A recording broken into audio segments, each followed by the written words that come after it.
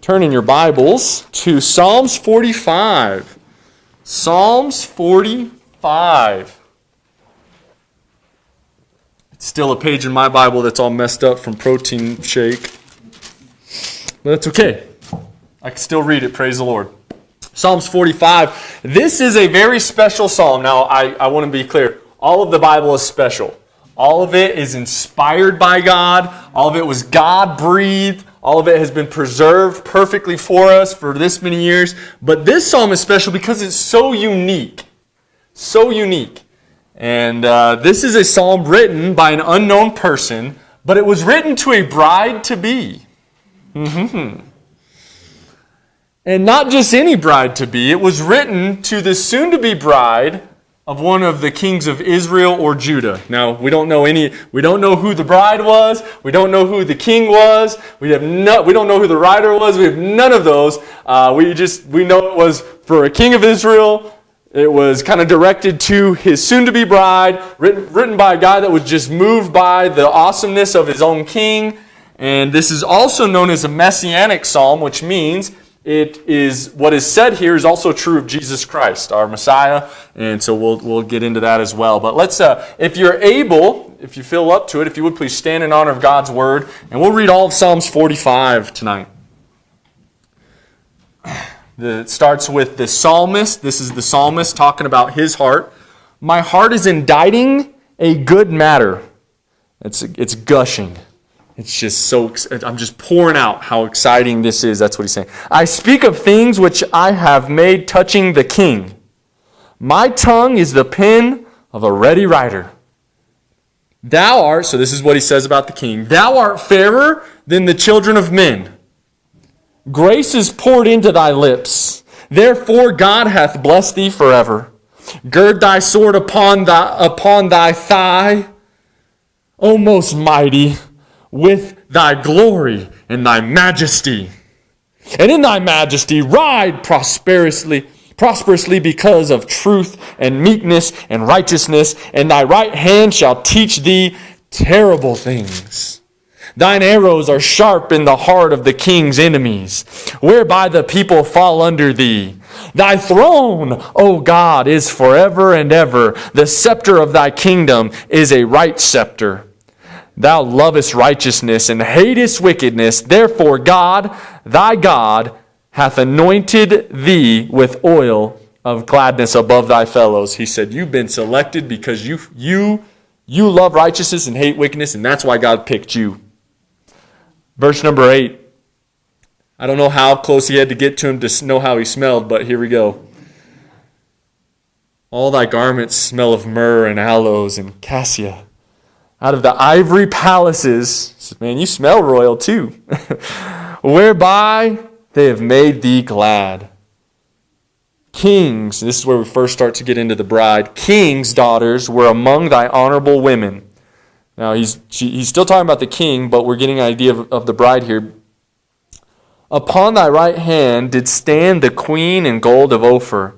As this writer, at this point, verse 9, we know at the point that he wrote this, the soon-to-be queen was now officially queen because they were already married, okay? So it's kind of, we're in weird timeline. He's going to tell us what he told her, but we don't figure out what he told her till after he told her and she became queen. Did I confuse you enough there? Keep going, okay.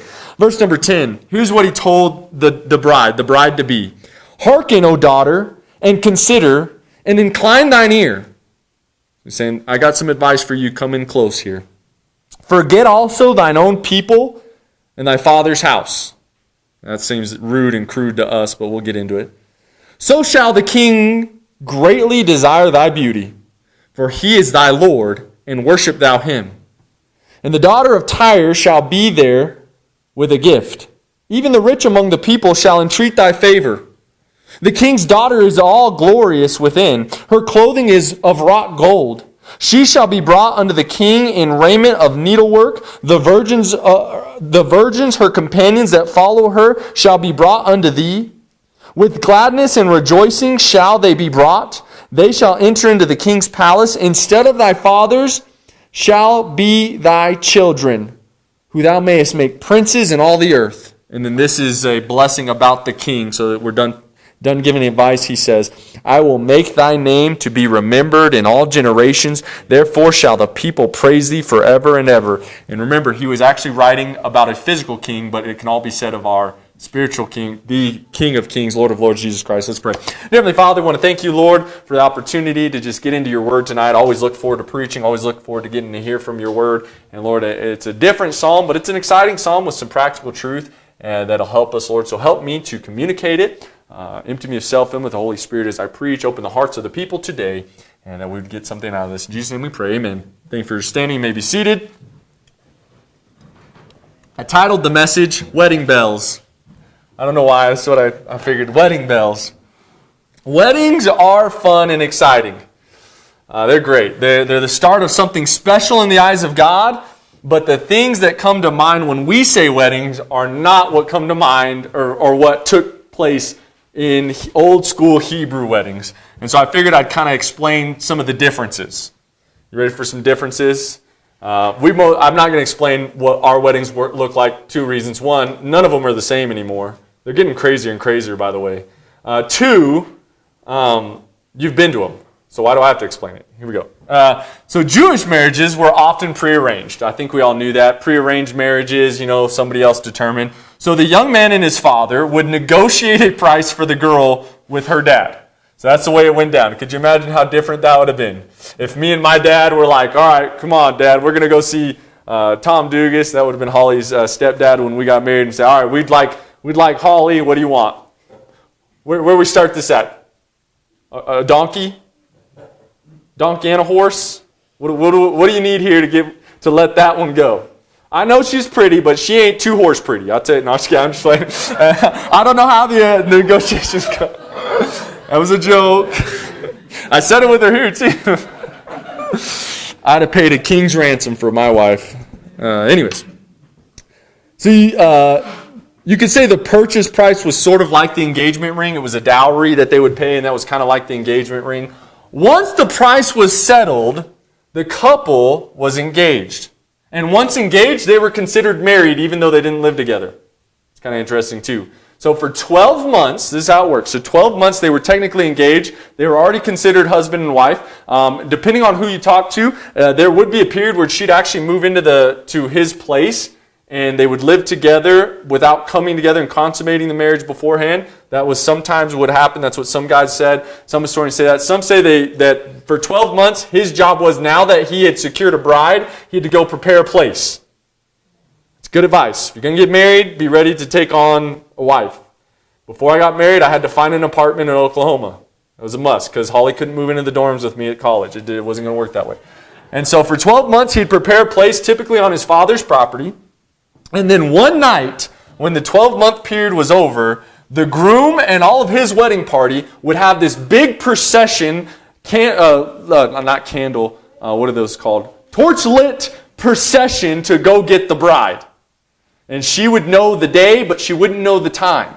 Could be any time. She'd know the day, but she wouldn't know the time. By the way, that's kind of a picture of, we don't know the time and the day Jesus Christ is going to come for his bride. We have an idea. All the requirements have been met, so it could be today, it could be right now. But anyway, so he'd come, and with this big old funeral procession, it'd be an exciting thing. He'd come get the bride, and she'd have her funeral procession, and then they would go from his house, to her parents' house, to get her, then the funeral procession back to his house, where that was typically where the party was. What I mean by party is the father of the bride, or the father of the groom, and we got this backwards. The father of the bride pays for a lot here in America, or I don't know if that's still how it goes, but there it was the father of the groom. Depending on how rich he was, he threw and we don't feast like they feast. I know we think we know what feasting is because we're Baptists, but we're talking like 7-day, 12-day long feasts. So you got to prepare enough food for all those people for days. I thought I knew how to party. I'm just kidding. I don't know how to party. I'm in bed by 8:30 most of the time, but they would party. And so as everybody else is going to the wedding ceremony, the bride and the groom now go straight for the wedding chambers. I like that. As a married man who enjoys marriage a lot, I think forget all the ceremony. Let's get right to the good stuff. And that's what they did. And I'm not trying to be crude, but that's what would happen. So they would go and they would Consummate the marriage in the marriage chamber, the marital chamber. If you want to know about the marital chamber, you can read Song of Solomon. A lot of that is written from the marital chamber. They'd come out of the marital chamber, and this is an awkward thing, but he'd hold up, it was supposed to be done on a white sheet. So it would prove virginity. I don't want to get into all of that. I'm not going to, in this company, I guess there's no kids that even know what's going on, but I still don't want to get into it because it's awkward. So he'd hold up the white sheet. That would be the guarantee that she was a virgin. We're going to go best case scenario, she was a virgin. Everybody would be excited. People would ask him about it. They'd tell him about it. And then for the next 7 days, they'd go back into the marital chamber. Honeymoon style. Like, okay, bye to the world. Y'all enjoy the food, enjoy the fun. We're out.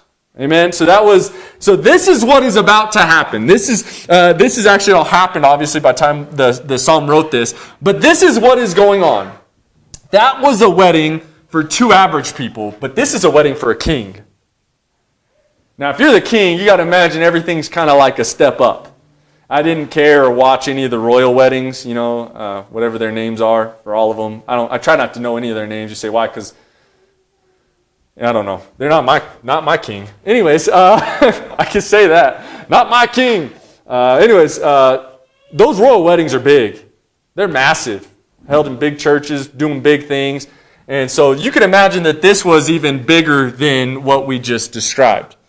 And so now we have the psalmist who wrote to the bride how she should treat the king. He first writes about the king in all his glory, and then he writes how she needs to respond for the best possible marriage. So it's good stuff here. So just to get us going, verse number 1, the psalmist was inspired to praise the king by his presence. Verse 1 is the psalmist telling you what led him to write what he is writing. He basically said this, my heart is gushing because of the majesty of the king. So he describes the king during the procession. So he would have got to see the king as the king was going to get the bride. And so everybody got to see the king. By the way, the king didn't just walk, the king rode on a stallion. Not all the time, but some would choose to do that. And in my mind, it probably was a white horse. You say, why? I don't know, because Jesus coming back on a white horse, it just kind of fits in my mind. If you don't want to agree with that, that's fine. That's hearsay. That's all made believe in my mind. But I imagine him riding a white horse to go get with all his guys and all his buddies. And so this is where the psalmist sees the king and just describes him in his glory. So he starts to write. Verses 2 through 9 are the description. We read it. I won't go through this. I won't take too long to go through this, but verse 2, he's talking about his striking presence. The psalmist tells us that the king was handsome. He was better looking than any other children, or anybody else, any other child. This dude was top-notch good looking. I guess that proves that if you are a guy, you can say another guy's handsome, and it's not too weird because it's done in the Bible. But I'm not personally going to talk about other dudes, how handsome they are. But he looks at him and he goes, man, is he handsome. That's a good-looking dude. He's well built. He's probably about 6'1", about 180. Probably blonde. No, I'm just kidding. He was blonde. He was a good-looking dude, and he goes on to describe him that not only was he good-looking in verse number 2, but he says this, grace is poured into thy lips. He says, man, not only was he good-looking, but he was good-looking, and he was very eloquent. He always had the right words to say. Some really good-looking guys are just stupid. Some of them. I'm like, well, good thing God gave you some looks because he sure did chip you on the brains, brother. And he had it all. Man, he was the total package. Now, I know most of you women don't know what that would be like to be getting married to the total package. Holly knows, but most of y'all aren't going to get to figure that out. But this guy was the total package physically and even the way he looks. And that made the author, the psalmist, conclude, therefore God hath blessed thee forever. He says, obviously you've been blessed by God, and your throne is going to be blessed forever because, man, he gave you looks and eloquence. Now, this could have been David, by the way. We could easily say this would have been David. David, we know, was a good-looking young man. David, we know, was obviously good with words. You say, how do you know? Because of all the Psalms he wrote.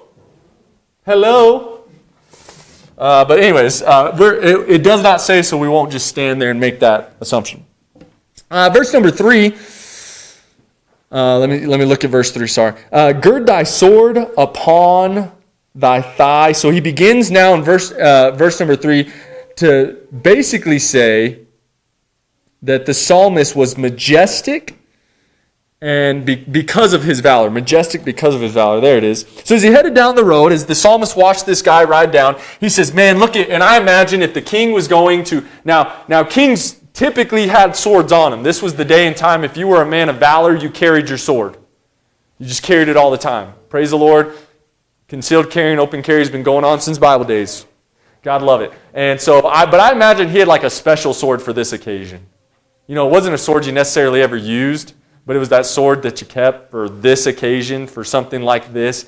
And so as he's watching him ride this horse, and he's like, man, look at the sword on his thigh. You know he's killed men with a sword like that. A man of valor, a man of power. Verse 3, gird thy sword upon thy thigh, O most mighty. He says, oh, you're a man of valor. By the way, this still fits for David. David was, man, not only was he a leader of men, but he was a leader of men's men. He had what we know as David's mighty men. Every one of those guys was ambidextrous, could hit a very small point with a sling or a spear. They were all swords ambidextrous. I mean, these guys were the elite of the elite, and David led those guys. And those guys don't follow losers. So we know David was a man of valor too. And I mean, obviously we know stories like him taking down a giant, but we won't get in. I'm trying not to get into David. I avoided that. I was like, it's not here, so just keep going. But David's awesome. Anyways. But he was not walking, no, not the king. He was riding a horse that was also glorious. And for some reason, I imagine this horse just being, you know, have you ever seen those buff horses? You're like, what did you feed that thing? You know what I mean? Like a buff horse. Don't look at me funny. You know when you see a horse walking, you're like, every muscle, fiber, and strand is like defined and there. And you're like, that horse must just be, what is that, a quarter horse? That thing is thoroughbred. That thing is awesome. And he was riding a horse like that. But here's the thing. He was in full control of it. That horse with all of its muscle, with all of its power, with everything going on, when he rode it, you knew he was in charge. He was like, man, you're the man. He just continues to describe him. And in thy majesty ride prosperously because of truth and meekness and righteousness. And thy right hand shall teach thee terrible things. He said, man, you've been a man of valor. Thine arrows are sharp in the heart of the king's enemies, whereby the people fall under thee. He says, every enemy that's tried to take you, you've had an answer for them. You've been able to take them. You have been a man of valor. Thy throne, he begins to describe his administration. When he mentions his throne, it's almost like his administration, his ruling. Oh, God is forever and ever. Now, he's still talking about the king, but he's referencing that the throne is God's throne. The throne in Jerusalem, by the way, is still God's throne. And one day Jesus Christ will reign, or it's not there anymore, but there will be a throne in Jerusalem, David's throne, and Jesus will reign from it. But he's saying, it's forever and ever. The scepter of thy kingdom is a right scepter. And right there, what he's basically saying, and he doesn't know the future, but he's saying, because of the kind of king you are, I know God's going to give you a lineage and a heritage forever. Now, he had no idea that that's really going to come true. And that's really going to happen. But he believed it because of just the way this king conducted his throne. Then he gets into verse number 7. Thou lovest righteousness and hatest wickedness. He was a good king. He wasn't trying to domineer over people. He wasn't trying to rule people. He wasn't just throwing out taxes for no reason. He wasn't trying to take away people's freedoms or anything like that. He loved righteousness and hated wickedness. Therefore, God, thy God, he makes sure to say, it's not just God, but it's the God you adamantly serve and claim to serve and know, hath anointed thee with the oil of gladness above thy fellows. Which that's another indication. It could have been David, because we know David with all of his brothers. Here comes Samuel going, no, no, no, no, no, no, no, no, no. You got any other sons? Because God's saying no. And he's like, I got one, but he's out back watching sheep. He's a little ruddy dude. You don't want him. He says, where is he? He says, that's the one. So that also fits for David. Just want to point that out. And then verse number 8, we get into his wedding attire. His wedding attire. Now, for many people, we know the nicest they will ever dress is on their wedding day, that or their funeral. It's always one of those. I don't know why the funeral one, that never gets me. I'm like, I've never seen that dude in a suit in his life, and to bury him, you're going to put him in a suit? Put him in a ball cap and his favorite jersey or something, because that's where I saw the guy. Anyways, sorry, that's a different story for a different day. But he describes his wedding dress, or his wedding attire, and even what it smelled like. Now, again, I don't know how close you got to get to him in verse number 8 to know what it smelled like, or how Have you ever been around like 7th grade boys right after they come out of a locker room, the Axe spray that just, because they don't just, 7th grade boys, no, it's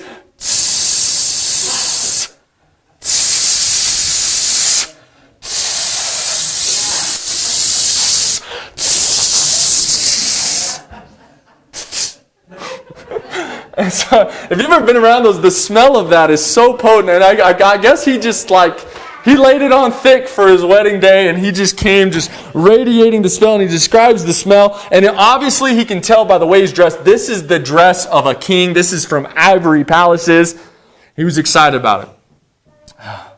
Now, verse 9 tells us a little bit about the bride. The king had a lot of options for a wife. In fact, it's very true that in verse 9, most likely the king was already married to other women.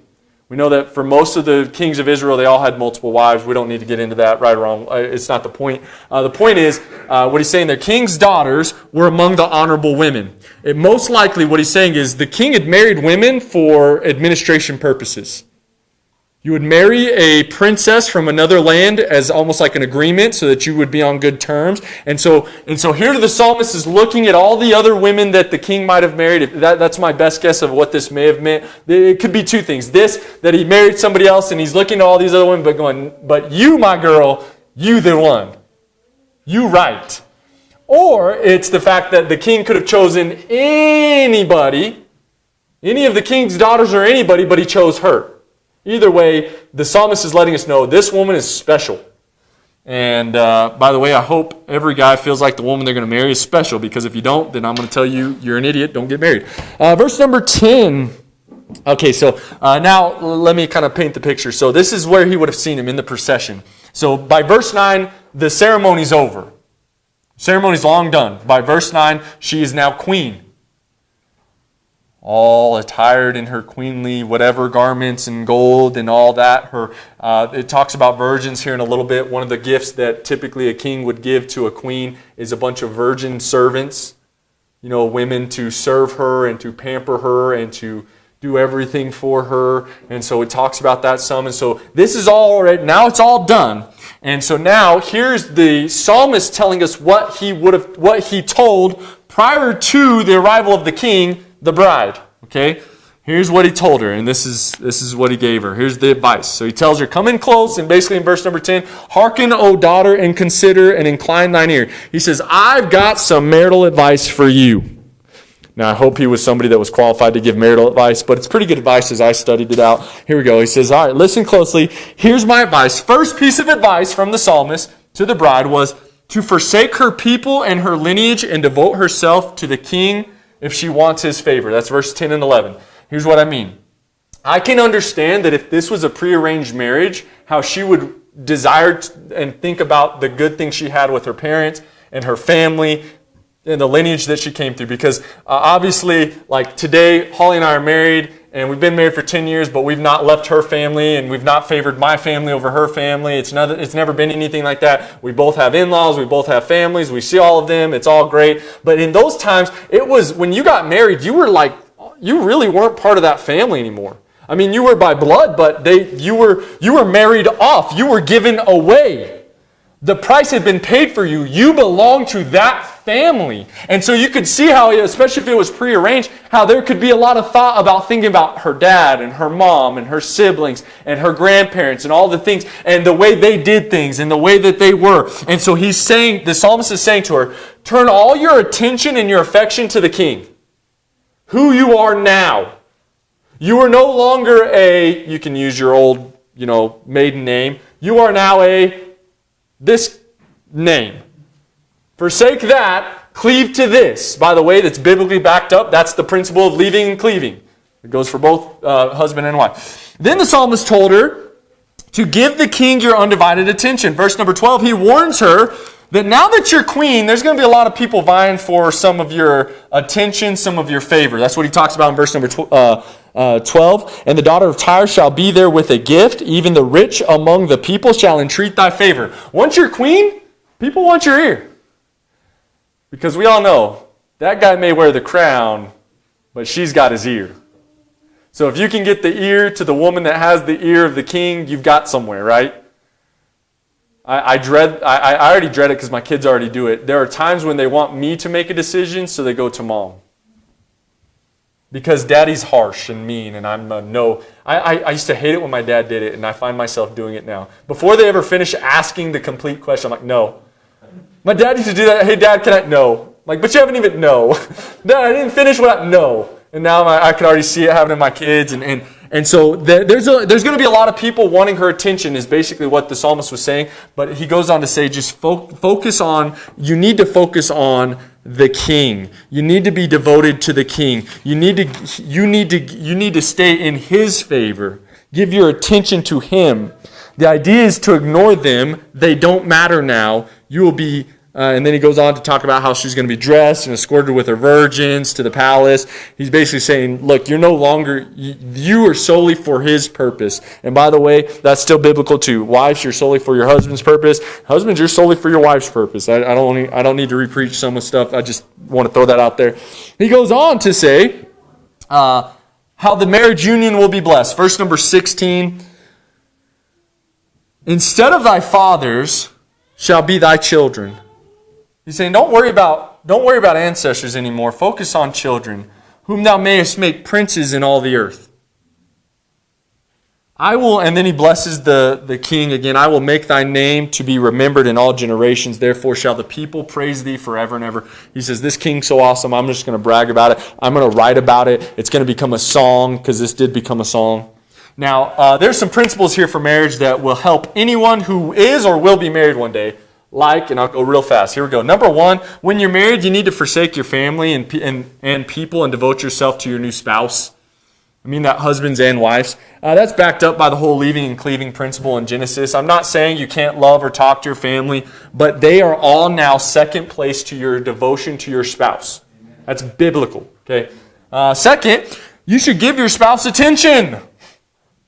There are tons of things that are constantly trying to steal our attention. Your job, your obligations, your projects, even good things like children. I've found the biggest obstacle to me giving my wife the attention she needs is my attention now has to be split between my wife and our 3.5 kids.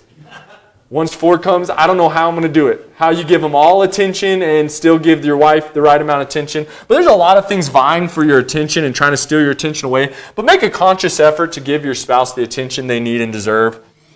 Number 3, every marriage should look forward, not back. This is a weird principle, but this is talking about from verse 16. The psalmist clearly says, instead of thy fathers, don't worry about thy fathers. And in their stead, yes, we know that these are the guys that ruled before us, shall be thy children, whom thou mayest make princes in all the earth. He's letting them think about the future. And that doesn't just mean kids. It can very much mean kids. But don't worry so much about, hey, this is how my parents did it. This is how their parents did it. Because the reality is, it's different every generation.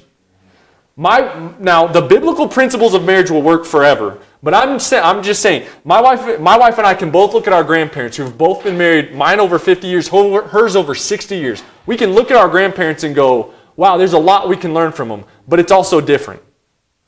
They grew up in a very different time, with very different standards, with very different everything. We don't need to focus on the past. We need to focus on how we will have a lifelong love and respect for each other that God intended. How we can have a marriage that brings honor to God in our lifetime, no matter how people did it before us. But also it does apply to children. If God blesses you with children, remember that it is a blessing to teach your children to serve the Lord. I believe it was in Proverbs, or I think it's in Proverbs, I have no greater joy than to see my children walk in truth. If I'm misquoting that, it's off the top of my head. But I believe that's what he said. I have no greater joy than that my children walk in truth. There's nothing that makes me happier than to see my children do right, to serve the Lord. And the psalmist knew that was right. And I'm telling you, if God ever gives you kids, your goal should be to raise them in the nurture and admonition of the Lord. And use them. They're not baggage, but try to train them up to further God's kingdom. All right, but as I said at the beginning, this is a messianic psalm. Those are my principles for marriage, but this is a messianic psalm. Verses 2 through 9 can actually all be said of Jesus and be completely in context. And so those same principles I just gave for marriage can be used as advice for us towards our Savior. Does that make sense? Because if He is the King, and we as the church are the bride of Christ, everybody with me? I hope so. We're the bride of Christ, He is the King, then these are the things, the same advice that would help a marriage will help us. So number 1, we need to forsake our old heritage, that'd be the flesh, and be wholly devoted to the groom, that would be Jesus. He deserves our devotion for the dowry that He has paid for us.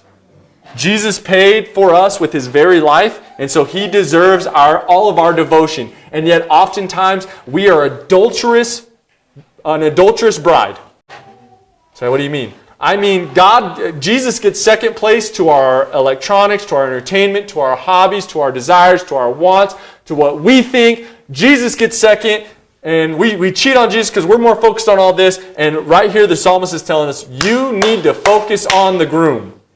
You are no longer who you used to be. You are a new creature in Christ, so be a new creature and devote yourself to him. Number 2, Jesus deserves your attention. Not only do you need to forsake your old heritage, but you need to give him all the attention that he deserves. As I've already said, there's a lot of things vying for our attention every day.